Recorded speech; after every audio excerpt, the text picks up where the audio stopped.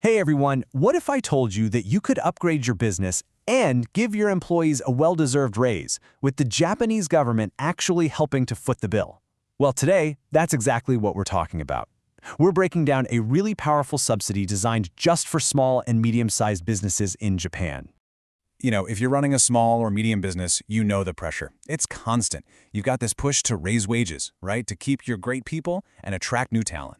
But at the same time, you desperately need to invest in new equipment or software or maybe some training to make everything run smoother. It can feel like a total catch-22. Well, here's the good news. The Japanese government has a program specifically designed to solve this exact problem. It actually links those two goals, raising wages and boosting productivity, together. So let's dive in and see how this thing works. Okay, here's our game plan. We'll start with what this subsidy actually is. Then we'll walk through the eligibility rules, see how much money we're talking about, break down the step-by-step application process, and then we'll wrap it all up with your next move. So, first things first, what exactly is this subsidy? The official name is the Gyomu Kaizen Josei Kin, or the Business Improvement Subsidy. And, the core idea behind it is actually pretty simple, but it is incredibly powerful. The government will help pay for your investments that boost productivity. We're talking new machines, software, consulting, you name it. But there's one condition. You also have to commit to raising the minimum wage you pay inside your own company. It's a genuine win-win. All right, now for the million-dollar question. Is your business eligible? Let's dig into the key requirements. Okay, so hurdle number one is just making sure your company officially qualifies as a small or medium-sized enterprise, an SME. As you can see on this chart, the rules depend on your industry. It's all based on either your total capital or the number of regular employees you have. So just take a quick second, find your category, and see if you fit the bill. Now, beyond just being an SME, there are a few other really important conditions. First, your in-house minimum wage, that's the lowest hourly wage paid to anyone at your business, has to be pretty close, within 50 yen of your regional minimum wage. And second, you need a solid plan to do two things: raise that wage and invest in something to boost your productivity. The key is that those two actions are completely linked. You got to do both. Now, just as important as knowing if you qualify is knowing what might disqualify you.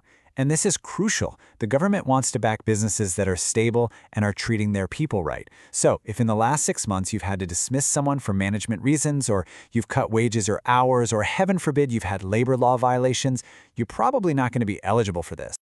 Okay, so let's say you're eligible. Now we get to the really exciting part, the money. How much support can you actually get? The subsidy rate, so the percentage of your investment that the government will cover, actually depends on your current in-house minimum wage.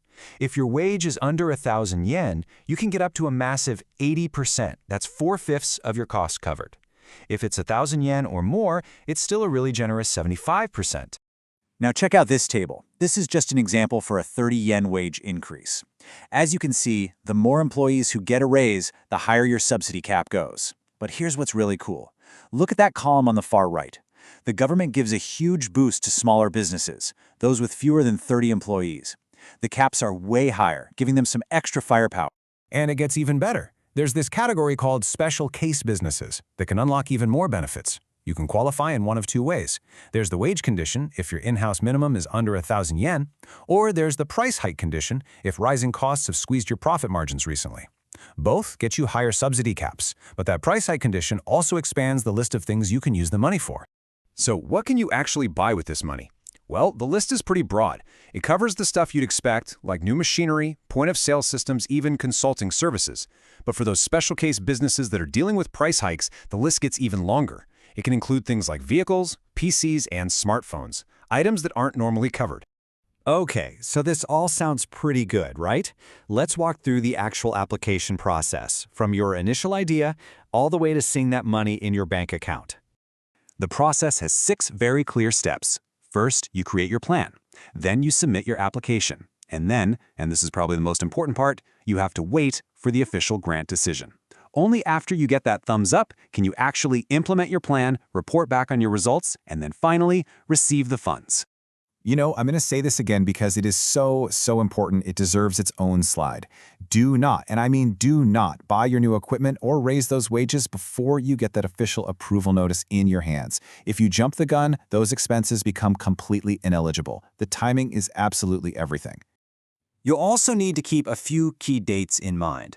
The big one is that your whole project, the investment and the wage hike, has to be done and dusted by January 31st. Now, there is a little bit of wiggle room. You might be able to get an extension to March 31st if you have a really good reason, like, say, a supply chain delay on that new equipment, but you do have to apply for it.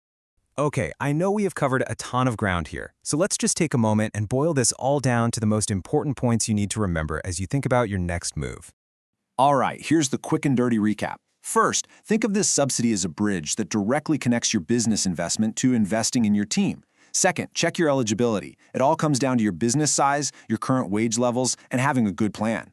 Third, remember the simple math. Bigger wage hikes for more people means a bigger subsidy for you. And finally, the golden rule. Wait for that official approval before you spend a single yen. So in the end, this program isn't just about the money.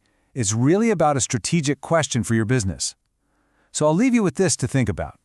If you had the support to make one key investment, what would it be? What's that one single change that could unlock a whole new level of productivity for your company, and at the same exact time allow you to better reward the team that makes it all happen? That's a pretty powerful question.